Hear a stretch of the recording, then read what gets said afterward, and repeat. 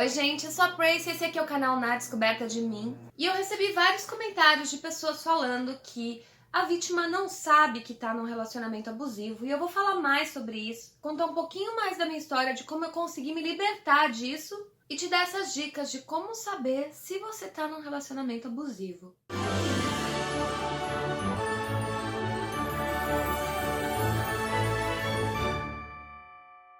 Eu acho que a primeira coisa que a gente não deve fazer é taxar a pessoa como psicopata.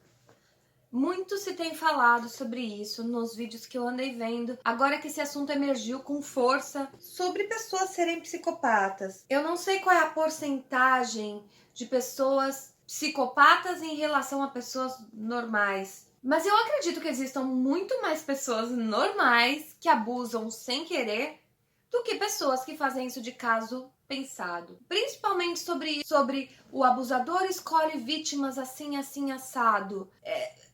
É uma coisa muito premeditada, muito aquele filme, como é que fala? Filme You, de escolher a pessoa e tudo mais. Ok que as pessoas se atraem pela energia, pelo campo, mas daí você dizer que uma pessoa é psicopata, isso é muito sério, é muito sério. Deixa que um médico dê esse diagnóstico, tá? Não é porque a pessoa errou uma vez que ela vai errar sempre. E não é porque ela errou 2 vezes, ou X, que ela vai errar sempre. Às vezes ela só ainda não aprendeu e tá tudo bem. Tá todo mundo em processo de evolução.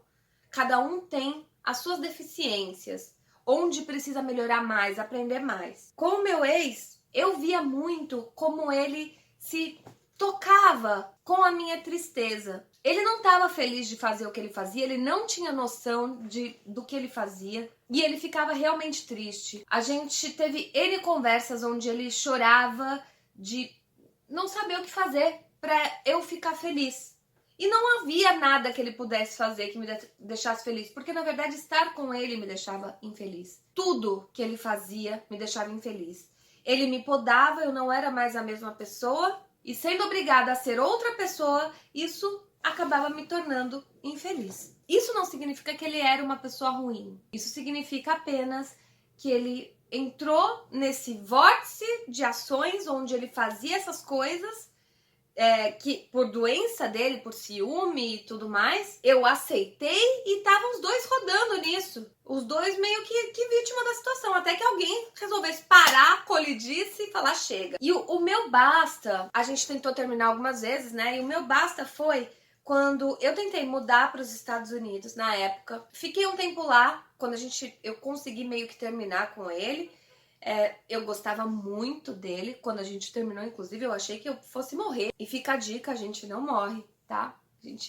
Ninguém morre de amor. A dor parece infernal, insuportável, mas não é. Eu ia para os Estados Unidos, fui, fiquei lá. No tempo que eu tava lá, a gente resolveu voltar. E ele tentou ir para lá e não conseguiu visto.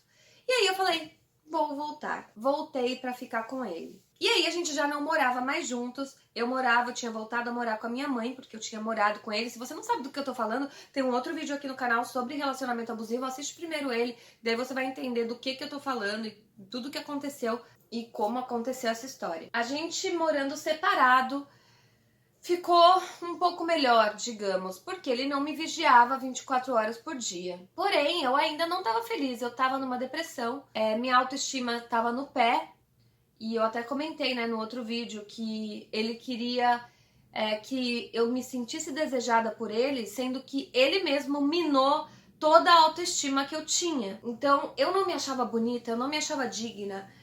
E aí ele queria que, nossa, né, eu fizesse e acontecesse, só que ele ia pegar na minha cintura, eu imaginava, ai meu Deus, ele tá pensando que tá pegando na minha banha, ai ele tá me achando muito gorda, ai meu Deus, ele vai ficar reparando nas dobras da minha barriga, e eu ficava nessa noia, eu não me soltava, a relação íntima praticamente não existia ali, pelo menos não tranquilamente como um relacionamento tem que ser. Que você gosta de estar com a pessoa. Eu era tanta paranoia na minha cabeça quando a gente tava junto que eu não conseguia relaxar. E aí, estando separado, um belo dia, ele sempre tinha as crises de ciúme, a gente brigava e brigava sempre, era um inferno, a gente brigava o tempo inteiro. Até que um belo dia eu fui sair com a minha mãe, eu tava fazendo terapia com duas terapeutas diferentes, citei no outro vídeo. E eu saí cedo, era tipo umas 10h30, pra gente almoçar e ir pra terapia. E eu moro na zona oeste de São Paulo, a terapia ficava na Vila Mariana.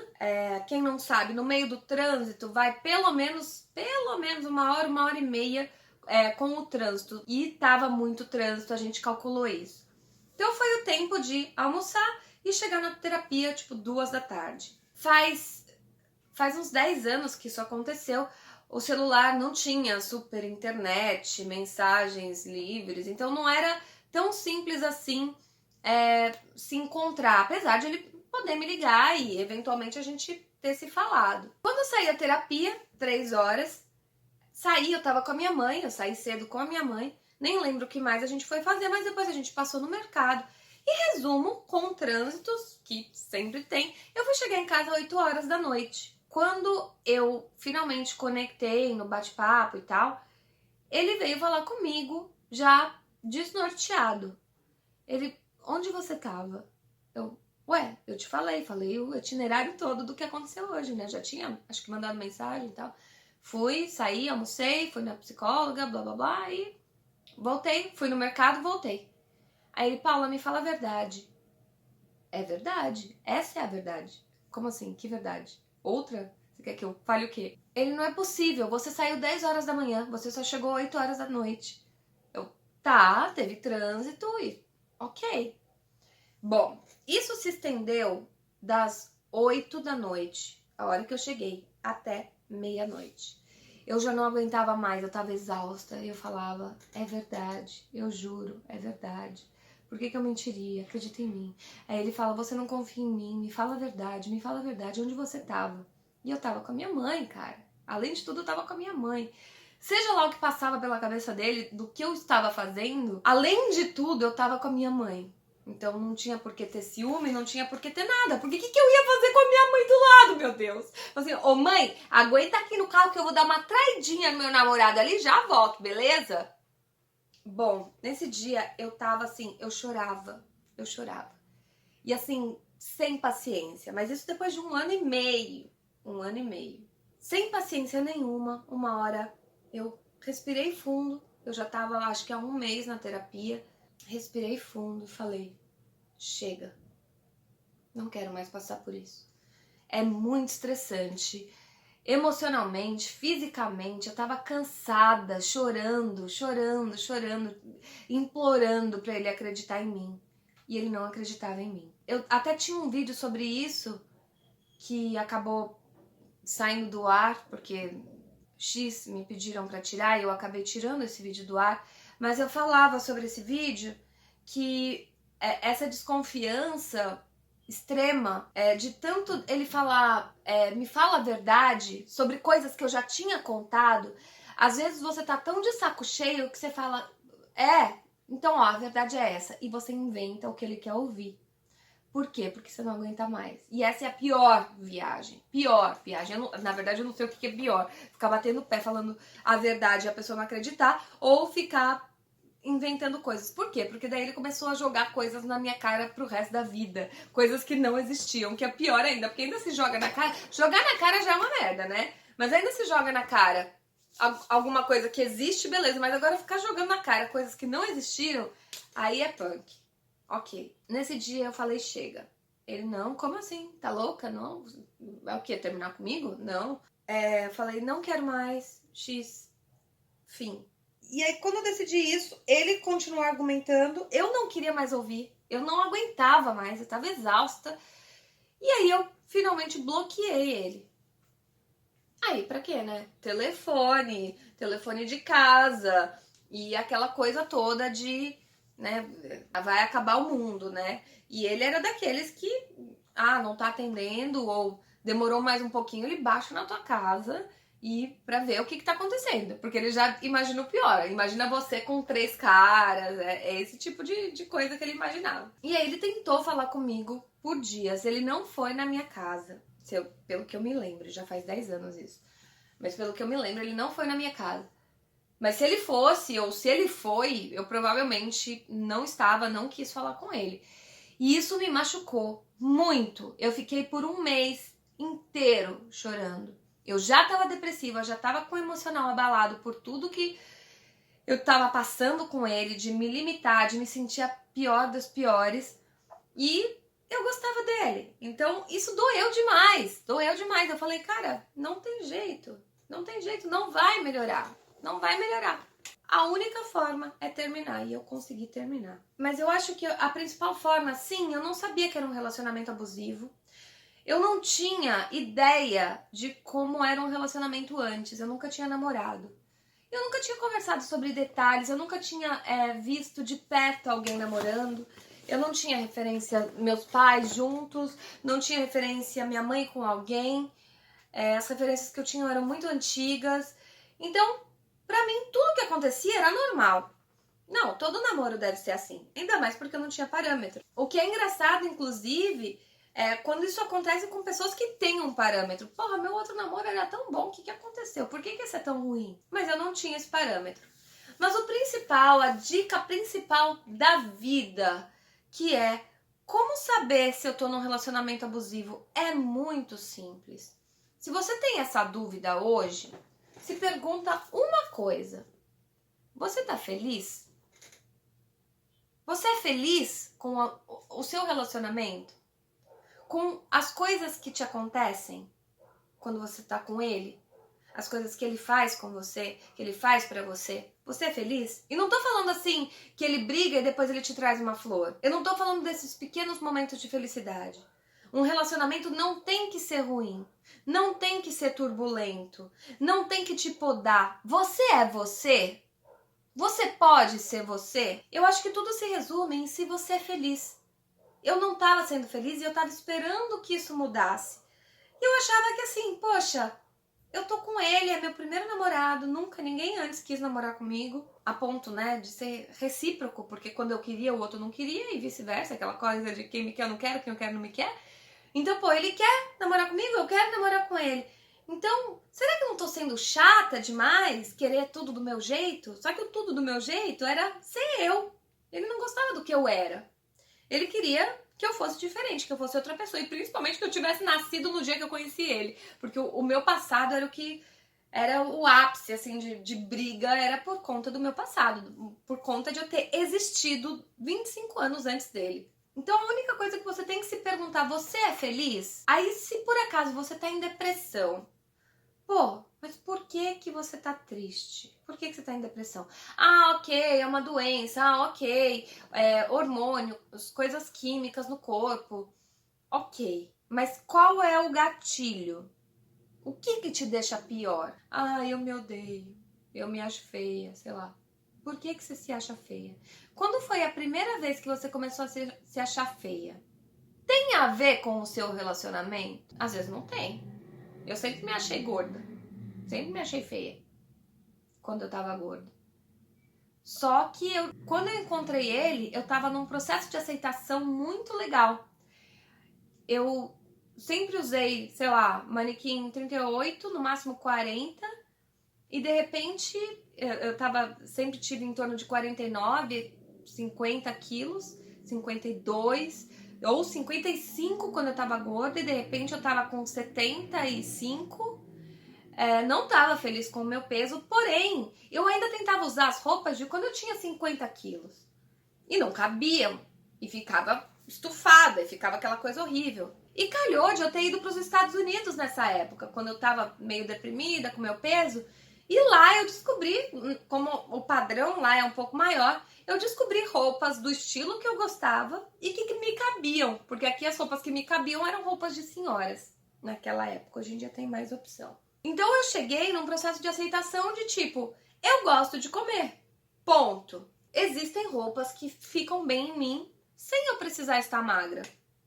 E eu tinha voltado com esse processo. Eu tinha me aceitado ali. Eu não sabia quanto tempo ia durar. Mas com ele, na primeira semana que a gente tava junto, que ele se empolgou, porque daí a gente vai fazer uma academia e não sei o que. Quem disse que eu quero fazer uma academia? Só que eu já falei isso com o olho cheio de lágrima, porque ele tocou na ferida. Academia por quê? Você tá falando que eu tô gorda? Você tá falando que eu tô feia? Você acha que eu preciso de uma academia? E era isso. Foi isso o relacionamento inteiro. Porque eu podia também só estar alucinando. Ele pode estar... Não, porque eu sou super fitness e, pô, vamos lá, vamos comigo. É bom pra saúde, não sei o quê. Mas não era essa a ideia. A ideia era simplesmente porque um ano antes eu tava magrinha. E ele me queria daquele jeito de um ano antes da gente se conhecer pessoalmente. Então, um dos gatilhos que me deixava triste era não gostar da minha imagem, não conseguir emagrecer. Eu tentava fazer regime, mas eu me sabotava. Então se pergunta, como você tá se sentindo com esse relacionamento? Por que que você tá triste? Se você tá triste, então por quê? Quais são os gatilhos? O que te deixa triste? O que te faz chorar? Um relacionamento não tem que te fazer chorar. Você chorar porque teve uma discussão, eventualmente. Você chorar, sei lá, saudade, de distância, de término, ok, de vocês estão distantes, não sei, cara, mas chorar por tristeza, um relacionamento não tem que ser assim. E eu demorei 1 ano e meio pra perceber isso, por não ter parâmetro. Quando eu conheci o pai da minha filha, que foi 1 mês depois, literalmente 1 mês depois, eu fiquei 1 mês chorando por ele e conheci o pai da minha filha. O relacionamento era tão diferente, mas tão diferente a ponto de... Eu gosto de contar essa história porque é engraçado. Com o outro eu tinha que dar, né, o relatório de 5 em 5 minutos, onde eu tô, o que eu tô fazendo, quando a gente não tava morando junto. E aí eu comecei a ficar mais sério com o pai da minha filha. E aí um belo dia eu falei, bom, eu vou tirar um cochilo. Isso era, sei lá, umas 2 da tarde. Eu fui lá, né, era época de MSN. Vou tirar um cochilo, mais tarde tô aí. Beleza, então tá bom, beijo, tchau. E dormi. Eu acordei 10 horas da noite. Quando eu acordei, primeiro eu acordei assustada porque eu vi que tava muito escuro. Aí eu corri, peguei o celular, olhei o relógio, meu Deus, 10 horas da noite. Olhei o celular, sem mensagens, sem chamadas. Ué? Aí saí correndo, né? Ligo o computador, meu Deus, 10 horas da noite. Pum, MSN. Ele tava online. Não tinha mensagem nenhuma. Aí eu, oi? Aí ele, oi? Aí ele, dormiu bem? Eu falei, sim. Você não me mandou mensagem? Aí ele falou, ué, você falou que ia dormir, eu ia te mandar mensagem pra quê? Como assim? Se fosse em outros tempos, tinha baixado polícia lá em casa, achando que eu tava com 5 caras ao mesmo tempo. Essa era sempre a imagem dele. Eu descobri que um relacionamento não tem que ser pesado. Essa é a palavra. Meu relacionamento com ele era pesado. Tudo era um fardo. Tudo era um fardo. E eu me sentia culpada por não fazer ele feliz. Ou melhor, por não fazer ele feliz porque eu não estava feliz. Então eu me sentia culpada por não estar feliz. E não estando feliz, ele não ficava feliz. E como que eu não ia fazer o homem na minha vida feliz? Isso gerava mais culpa. Era uma coisa, uma bola de neve que só crescia. Então sim, você pode perceber que você tá num relacionamento abusivo só depois que você sai dele. Mas antes, se você tá num relacionamento, seja como for ele, se pergunta agora, eu tô feliz? Só isso. Pra você descobrir se por acaso você tá num relacionamento que tá sendo tóxico pra você. Resumo, não precisa ser pesado, não precisa ser triste, a gente não precisa sofrer. Lembra, é isso que eu mais prego aqui nesse canal. A gente não tem que sofrer. A gente acaba achando que a gente merece passar pelo que a gente tá passando com ele, porque a gente é ruim, porque a gente realmente é feia, porque a gente não vale, não... X. Mas não, a gente não merece passar por nada, assim como ninguém merece passar por nada disso. Ele também não mereceria, tá? E se vocês quiserem, eu falo mais, inclusive, sobre as formas que eu fiz pra me recuperar. E hoje em dia eu conheço muito mais ferramentas úteis que eu conhecia naquela época.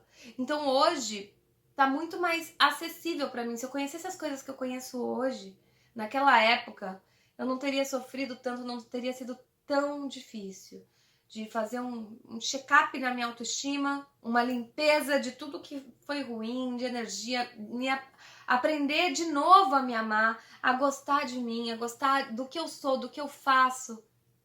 No final, sou só eu comigo mesma.